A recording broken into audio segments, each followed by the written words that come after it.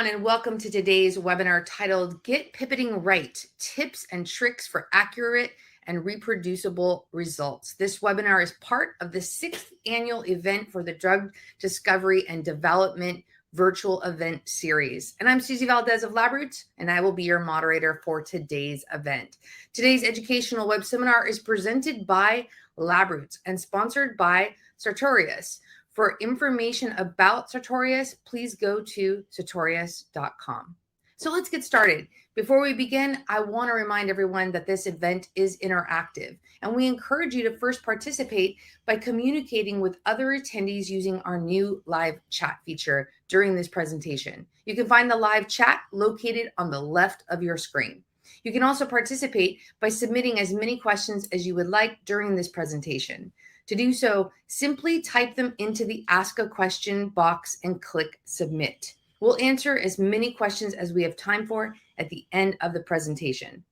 Now, you will also notice that the sponsor has provided a survey located at the right of the Ask a Question box. This survey will be available for both the live session and the on-demand period.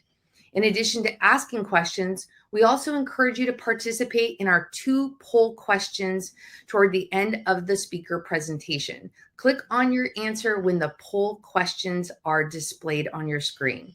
Now, if you have any trouble seeing or hearing this presentation, click on the Help Desk button located at the top of your screen within the navigation bar or from the lobby. And finally, as a reminder, this presentation is educational and offers free continuing education credits. Click on the Continuing Education Credits link located at the Abstract tab from the menu at the left of your screen and follow the process to obtain those credits.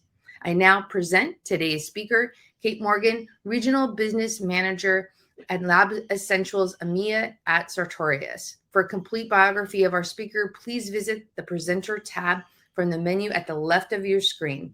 Kate, welcome. You may now begin your presentation. Thank you, Susie, and thank you, hello, and thank you to everyone for joining me on this webinar. So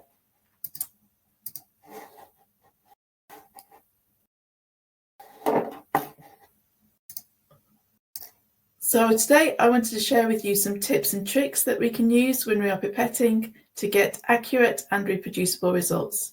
I'm sure if you're already working in a lab, there'll be some information that you already know, but I hope that I can share with you something new that perhaps you didn't, or at least remind you of something that you may have forgotten.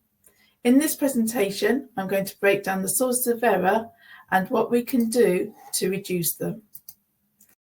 So why is it important that we get pipetting right? And the reason for this is that if we take, for example, live cell experiments, we obviously, when we put our assays into an analyzing system, for in this instance, the InQSite, we want to make sure that we get accurate and reproducible results out. However, these results will only be reproducible and accurate if our sample preparation is good. And in the case of live cell experiments, pipetting can create many variances. For example, in the cell seeding, if we don't mix well, then we get bubbles. If we have a foaming liquid, if we don't pipette our volumes correctly in serial dilutions, it can have an effect. And we need to consider the temperature differences in our liquids and the environment. So, which one of these 2 targets is accurate? We've got A and B, and if we look at A, we can see the points are very close together, but they're not really close to the center of the target. Whereas B, the points are a little bit more spread, but are closer to the center. So which one is more accurate? Well, the correct answer is B, as the points are closer to the center. However, we could say that A is more precise. But what we're really looking for is accurate and precise so that we can repeat those results. And just to explain it a little bit more, A is showing very good results, they are accurate and precise. B, the results are precise, but they're not really that accurate, and this could be down to our pipetting errors or error in calibration, maybe changing the pipette tip without calibrating the pipette first. C is showing accurate results, but they're not very precise. And again, this could be down to inconsistent pipetting technique or not a great pipette and tip combination. And finally, this picture is showing neither accurate nor precise readings. And this generally is down to a leaky piston and cylinder system. So a lack of maintenance or even very poor tip fitting. So now that we understand the difference between accurate and precise, and we understand how they can affect our pipetting, we're going to look at the 4 different error sources. And the ISO 8655, which is a gold standard for service, states that there are 4 sources of error. Firstly, pipettes and tips as a system. Then we have pipetting technique, types of liquid, and finally the environment. And we're going to look at each of these individually to see how we can reduce these errors. So starting with pipettes and tips, the first thing that we're going to look at is making sure that we choose the correct pipette for the volume that we are pipetting. So this table is showing the manufacturer's specifications for a Tacta mechanical pipette. Just because on the pipette it states a volume, so for example, you can see that we've got 3 different volumes here, 100 to 1000, 20 to 200, and 10 to 100. Doesn't necessarily, just because it states that it can do 100 microliters within those volume ranges, doesn't mean that it'll be the most accurate. So you need to make sure that you are aware of the manufacturer's specification. And on this table, we can also see the maximum permissible systematic errors and the random errors change depending on the volume of the pipette. So if, for example, we were to use 1000 microliter pipette for 100 microliters, you can see that the permissible system error is plus or minus 2.5 microliters compared to plus or minus 0.8. And this is a big difference. It is always best to use the pipette that has the maximum volume closest to the volume that you're pipetting. So in this example, you would be best to use the 10 to 100 microliter pipette because it's 100 microliters that we're looking to pipette.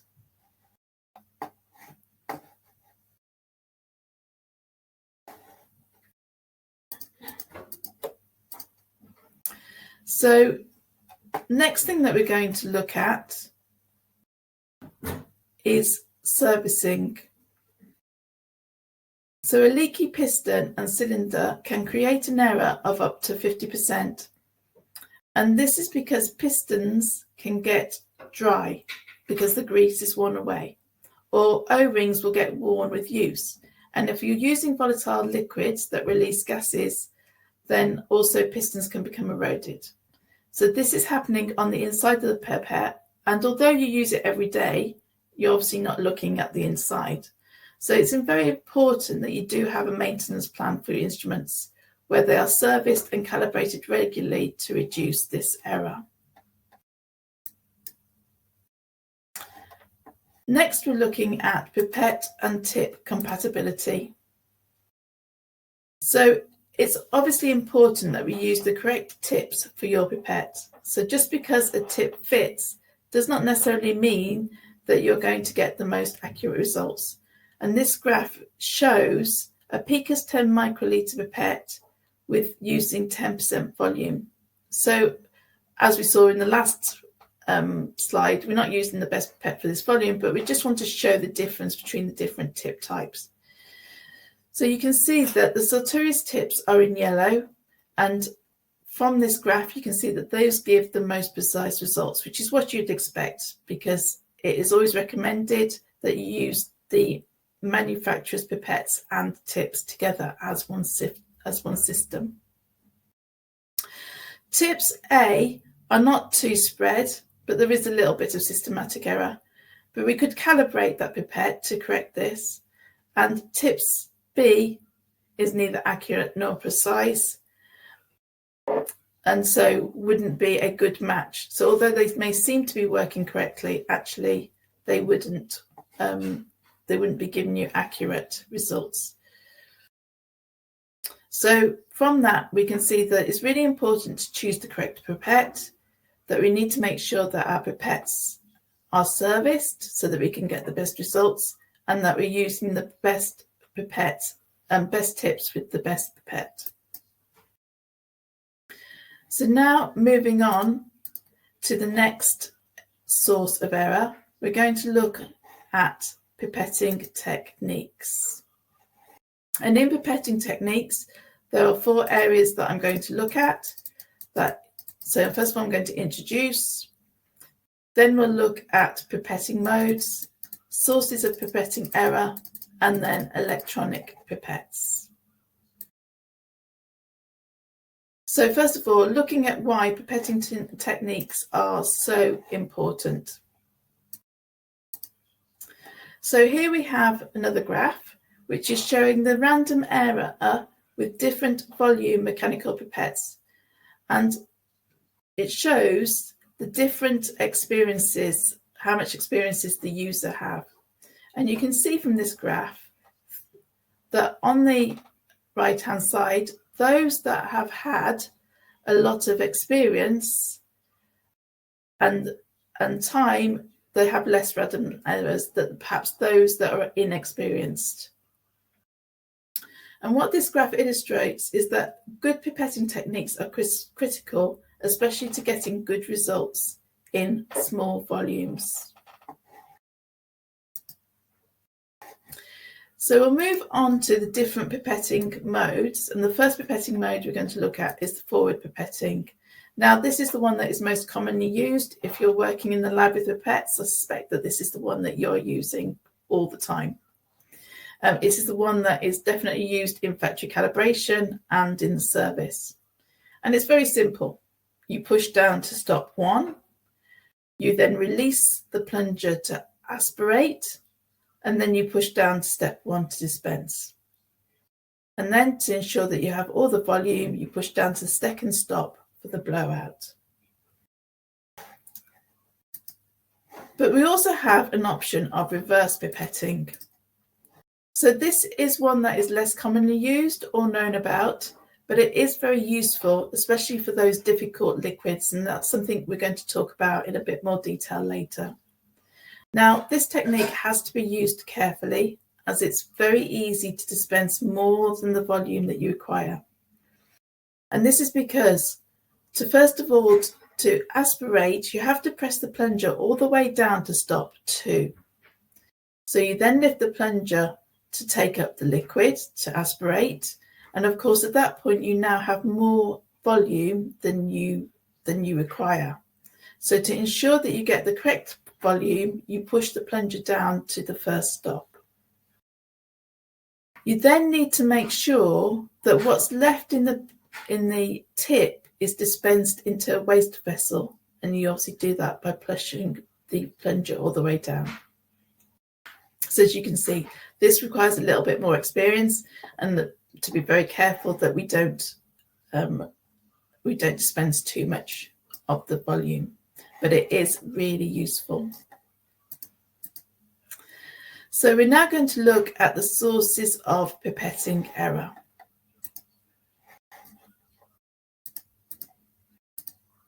So here's a nice little table that tells us how different pipetting techniques can lead to standard deviation errors. So for example, failure to write the tip on the vessel wall leads up to 3%. And this picture shows nicely the bead of liquid at the end of that pipette tip and how if it's not touched against the side of the beaker, then you're not going to get that as part of your volume, so you won't get an accurate result. You can also look at if you fail to pre-wet the tip and then fail to wipe the tip on the vessel wall, then these errors can add up. So all of a sudden, you've lost 5%. And we're going to look at some of these different pipetting techniques in a bit more detail. Starting with pre-wetting. So pre-wetting is recommended by the ISO 8655 standard to improve accuracy. And as you can see from the graph, if you don't pre-wet, then the dispensed volume will be smaller than the required volume. And this is because the liquid and the piston, the liquid and the piston is between the liquid and the piston, is an air column. And liquid can start to evaporate until the air becomes saturated and the dispensed volume will be correct. And as you can see, after about 3 pre-rinses, then we start to get the correct volume because we're starting to saturate that air column. And obviously, the drier the air is, then the more pre-rinses that you need to do. So if you're in a lab that has air conditioning, you might actually need to do about 5 pre-rinses. However, the same is not true when we reverse pipette, because as we talked about previously, the more liquid, in reverse pipetting, you take up more liquid, which means that extra liquid can be used in the evaporation.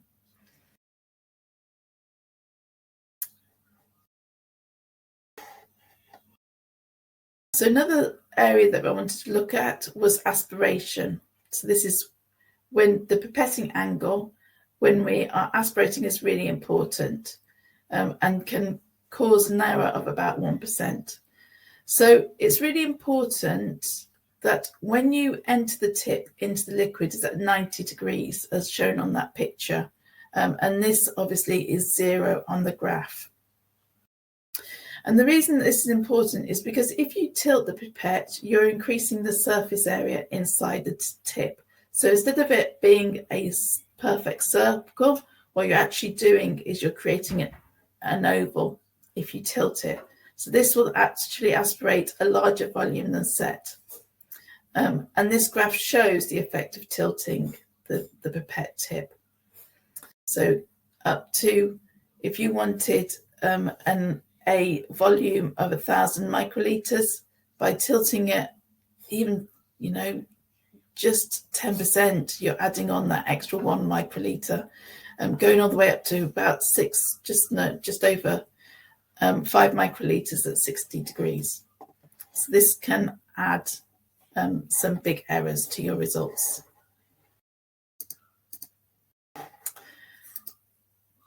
So next, I wanted to look at an even piston movement. And having an even and smooth piston movement when pipetting, in my experience, is actually perhaps the hardest part. And it does come with practice. But also, it's really affected by how many hours. If you've been pipetting all day and you're tired, or if you're in a hurry because you need to get to do something else, it's really hard to keep that smooth and even piston movement. So although actually it's not a big error generally, depending on what you're doing, it can have quite a big effect. And a good example of this is in cell seeding. So on the left-hand side, we have a graph. And this graph is showing the phase-object confluence against time. And we have 2 lines that we're particularly interested in. We have the yellow line, which is A1, or the well A1. And we also have the black line, which is the well D5. And if we look at A1, even at the start, you can see there are big differences. between the A1 and the D5. So A1 responds to the picture B on the right-hand side, and D5 responds to the picture C. And there's already some differences. You can see that there are more cells in C than there are in B. But even after 72 hours of cultivation, the well A1, which is now image D, has not caught up with the well D5, which is image E. And this is due to inadequate mixing, which can be down to uneven piston movement and it being jerky. And of course, if you've got a jerky piston movement, then actually it can increase cell shearing, which also has an effect on your results. So finally, in pipetting techniques, I want to talk about electronic pipettes. So we've seen this graph before, which shows the mechanical pipettes, and we already know that with mechanical pipettes, the more experienced you are, the more accurate your results are going to be. But to help compensate that, we can use an electronic pipette. And this graph shows that the magnitude of error with different volumes is actually similar, and that pipetting skills and experience actually have very little impact. And this is down to the consistent electronic pipette piston movement. So that piston movement, because it's done electronically, is very smooth, and it can be done at set speeds. So this compensates for any pipetting technique faults that we have if we use a mechanical pipette. So it eliminates the user experience. And also, it also eliminates those pipetting forces. So electronic pipettes improve this pipetting accuracy because it takes out those differences in experience, as I've said, and the changes in pipetting techniques during the day. And this graph on the left shows you the difference between the total cumulative force per pipetting cycle when comparing a Sartorius pipette and a mechanical pipette. And that poor lady in the picture is holding her hand because she's been pipetting all day and it's tired. So that is also good ergonomics to have an electronic pipette. So the real advantage of electronic pipettes is that they significantly reduce the use-to-use variability in pipetting, and it allows everyone to reach that expert level. It also means that the error of uneven rhythm and timing that, according to the ISO 8605, can lead to a 2% increase in standard deviation is eliminated. Because as we said, the electronic pipette controls the piston movement. So also with electronic pipettes, we can have some extra pipetting modes. So we have two that we're going to look at here, multi-dispensing and sequential dispensing.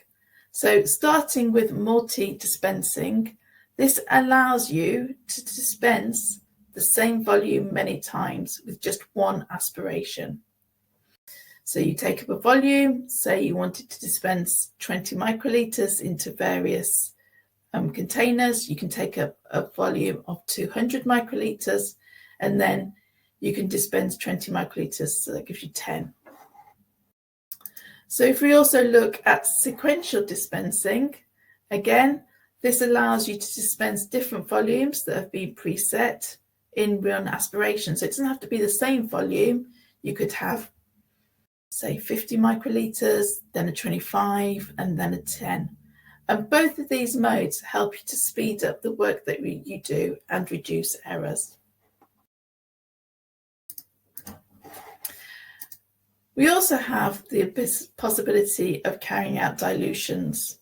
So you can do this by aspirating the dilutant, and then you have an air gap, and then you aspirate the sample or reagent.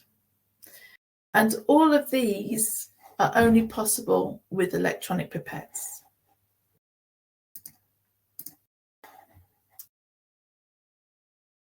So having looked at pipettes and tips and now pipetting techniques, we're going to move on to looking at liquids. And there are 4 liquids that I would say are challenging.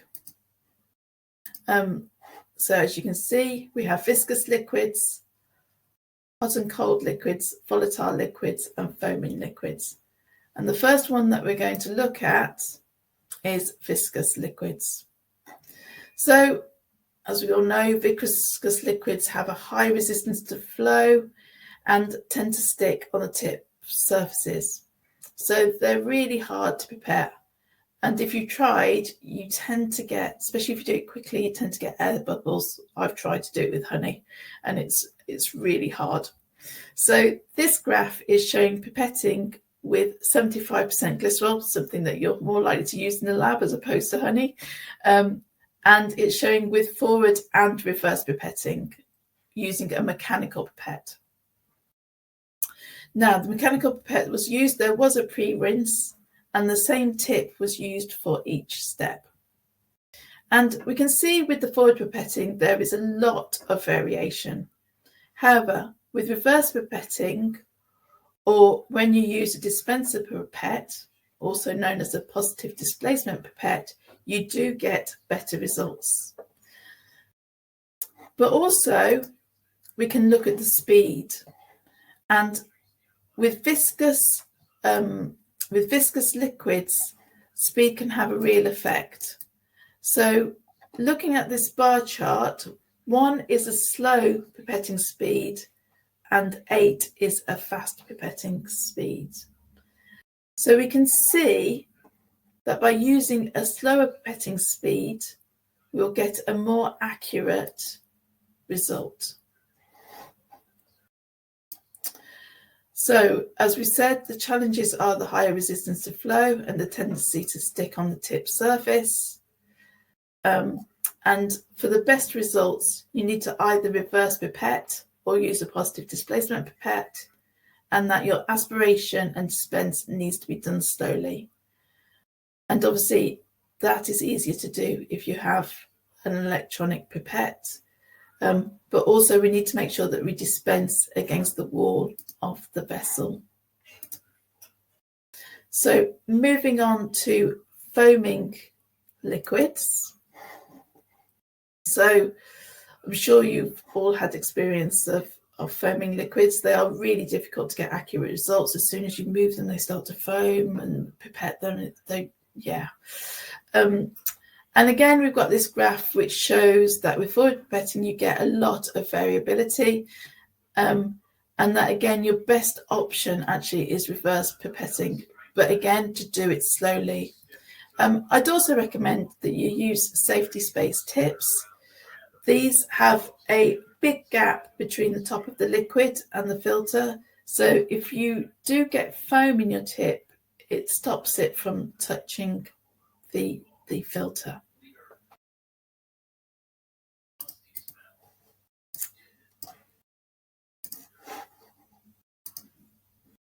So moving on to another difficult liquid type, and this is cold and warm liquids. Now, ideally, we would want to prepare all liquids at room temperature, but this isn't always possible. And this is obviously because you need to keep your samples usually at cooler temperatures, need to get them straight out of the fridge, or on occasion a warmer temperature. So if we are pipetting at different temperatures, then the dispensed volume can deviate from the target volume. And this is due to a change in volume in the air column. So you can see from the picture on the right that you've got the liquid in the pipette tip, and then you've got this air column and then the piston. And this air column is very much affected by temperature and by pressure as well.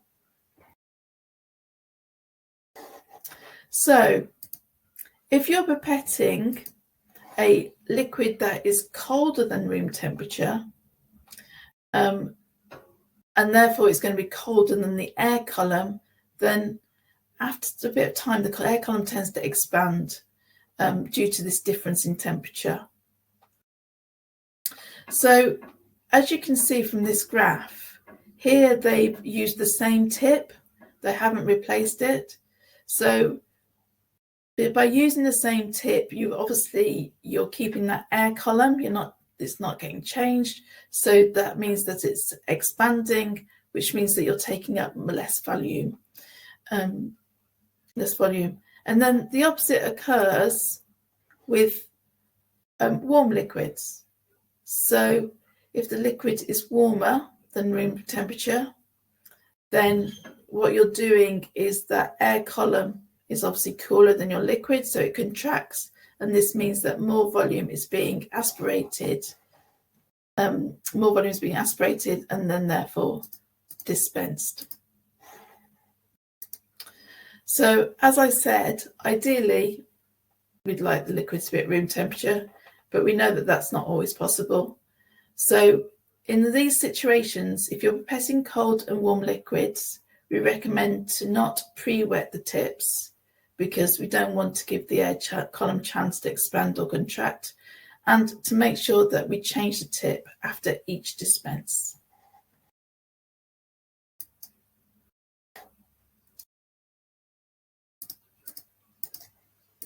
So finally, we're going to look at volatile liquids. So as I'm sure if you've ever pipetted ethanol, you'll know that it evaporates very quickly, or acetone evaporates very quickly. So evaporation, as we've talked about this air column, evaporation can cause the air column to expand, which means that you often get a dripping pipette tip, as you can see in this picture. And in these cases, actually the recommendation is to pre-wet the tips. So making sure that you saturate that air column.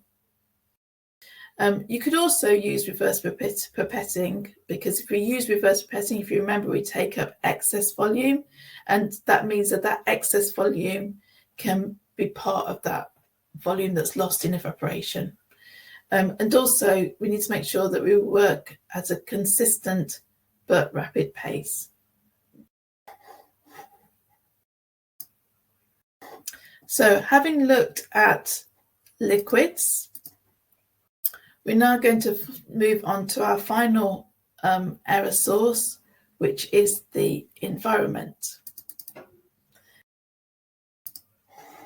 And with this, I really wanted to look at the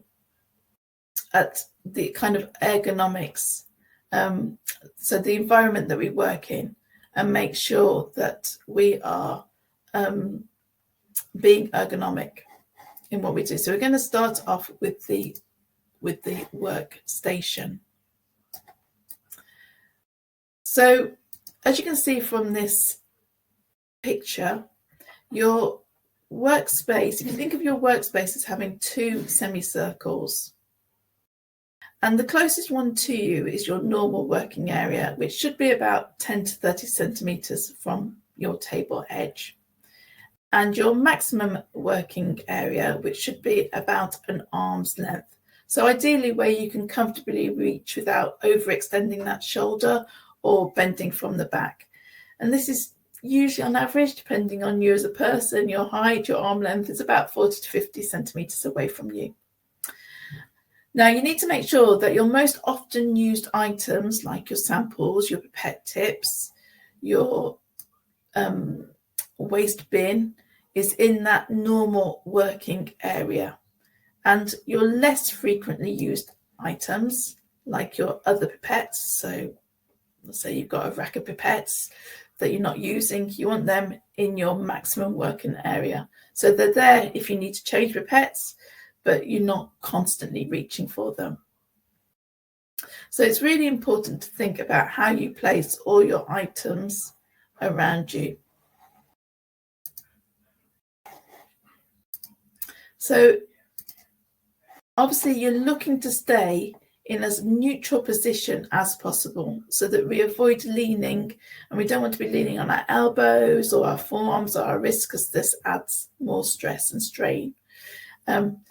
And by reducing the stress and strain, it means that, of course, we keep our pipetting position comfortable, which means that obviously we're going to have good pipetting technique and create those accurate and reproducible results.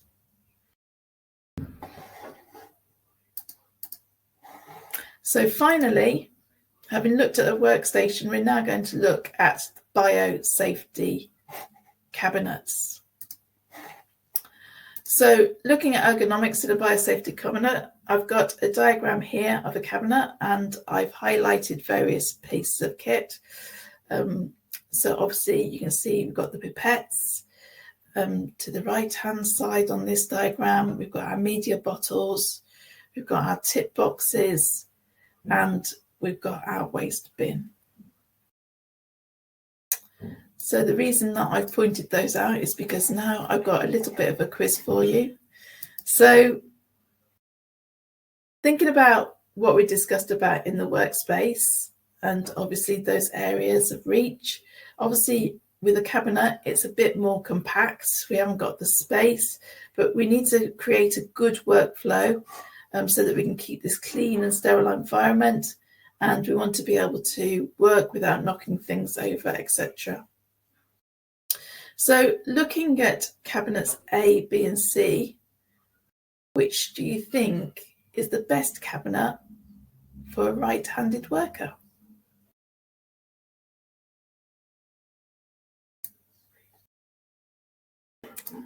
So the answer to this is actually the right answer. The answer to this is actually A, because as you can see on the right-hand side, you've got your pipettes, you've got your clean tips, and you've got your fresh media bottle.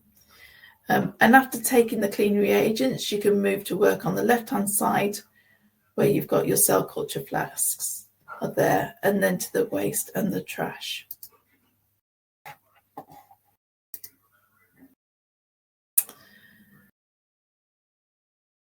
So to make the best out of a challenging working environment, so for example, in a biological safety cabinet, it's really important to think about the positioning of supplies, and where you want things to be closest to you, so that we avoid reaching, and we want to make the workflow as smooth as possible. And obviously, as we've said, frequently used items should be located closer than the ones that are needed more rarely. Put them at the back of the cabinet.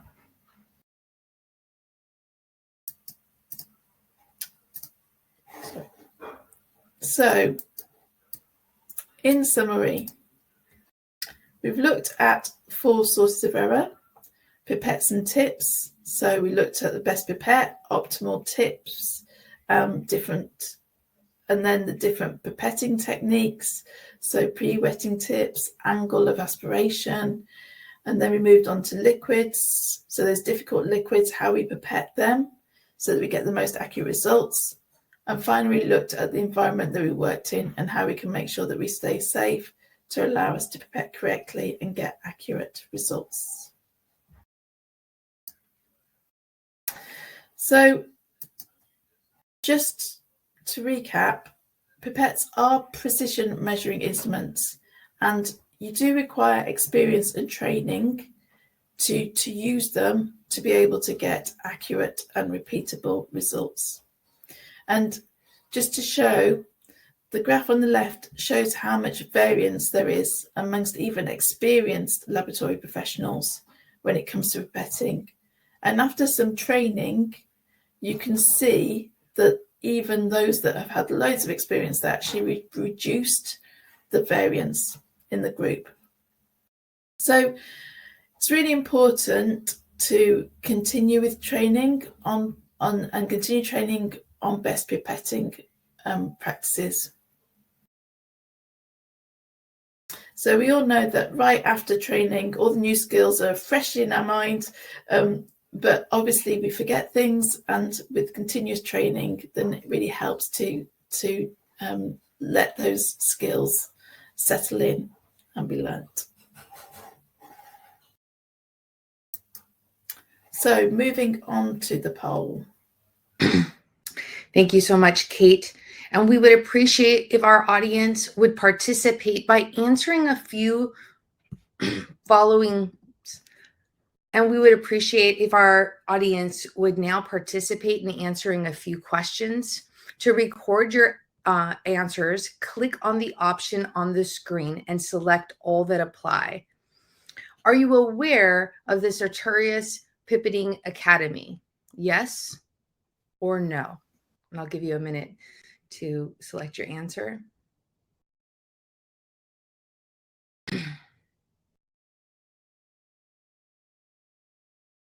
Thank you. And our next question, would you be interested in any of the following Pipette Academy topics? Basic, ergonomics, techniques, service, cell culture, nucleic acid, or proteins?